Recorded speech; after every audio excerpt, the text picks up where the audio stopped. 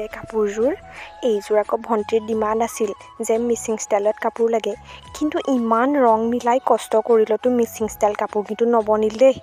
মায়ে নোৱাৰিলে বনাব ক'তনো বনাব পাৰিব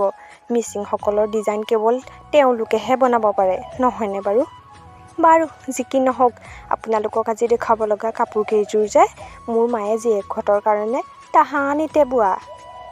তাহানিতে নহয় দিয়ক ইতিহাসৰ পাতত চিৰযুগমীয়া হোৱা সেই বিশেষ লকডাউনৰ সময়ছোৱাতহে বোৱা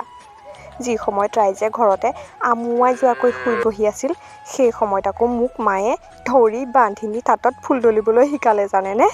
যাৰ কাৰণে আজি মই টুপৰিৰ পৰা কাজিলৈ ৰূপান্তৰিত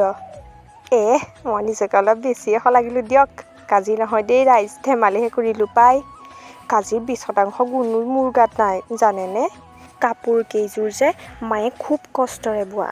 একোযোৰ কাপোৰ বওঁতে কিমান কষ্ট হয় সেয়া কেৱল বোৱনীসকলেহে অনুমান কৰিব পাৰে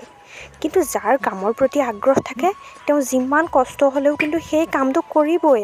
আমাৰ মাৰ মতে তাঁত বোৱাত বোলে নিচা আছে আৰু শান্তি আছে সেইকাৰণে অনবৰতে তাঁতখন লগায়েই থয় বাৰু যি কি নহওক কাপোৰ কেইযোৰ কেনেকুৱা লাগিল কমেণ্ট কৰি জনাবলৈ নাপাহৰিব দেই আৰু এনেধৰণৰ ভিডিঅ' পাবলৈ আমাৰ চেনেলটো ছাবস্ক্ৰাইব কৰিবলৈ নাপাহৰিব